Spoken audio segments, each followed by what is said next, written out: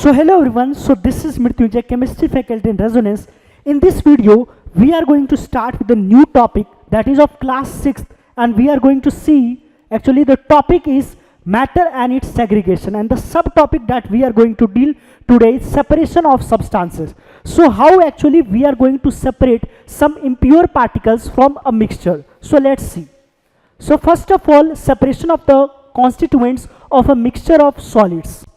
So we can see it's a first method is hand picking, by picking up the dust particles and the sand particles from our hands. So in hand picking we can see, like in hand picking our mother used to do in our farmers and in village area, actually some females are right now also doing this hand picking. So basically hand picking, in the definition we can see that what actually is hand picking.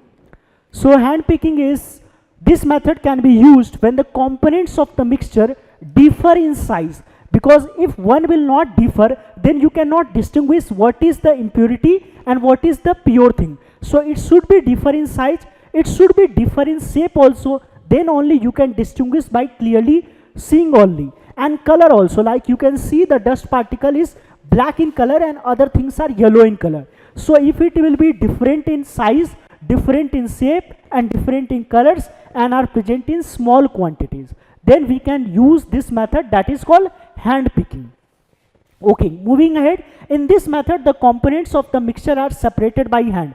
Clearly you can see in the diagram, our mother also used to do, like whenever they used to removing the impurity from the wheat or something like that, they use this method. This is the simplest method, hand picking. Now the next point we can see, stones can be removed from rice by hand picking. That example that I was delivering, that in home also our mother used to do this thing, by they are simply removing the stones by picking up from their hands. Okay, moving ahead, from the next you can see this is the winnowing process. Actually now we will see what is winnowing. So this is basically used by farmers in rural areas, in village area. So now you can see what actually winnowing is. Now you can see in the diagram, you can see in this particular video that how winnowing is happening. Let's see in particular video, just see the video, how it is separated in a different area. So all the pure thing, all the impurity will be vanished by the wind, and all the pure thing will be just at the one place. Now you can see clearly in this diagram. Now we will see the points, like winnowing. If you see, winnowing is used to separate heavier.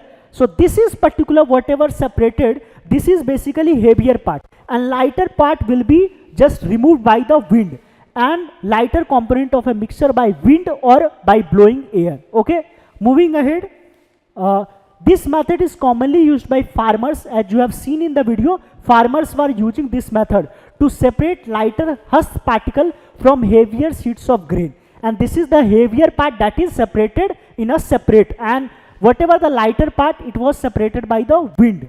Okay, moving ahead, the husk particles are carried away by the wind. As already I have said you, the lighter, that is the husk particle, will be separated by the wind, and the sheets of grain, that is gets separated and from a heap near the platform from winnowing. So this particular method is actually called as a winnowing. So it is basically used by farmers, and the separated husk, that was separated wind, that will be used for many purposes such as fodder and for cattle. So this was all about the two methods which we have seen in this particular video. So thank you for your time.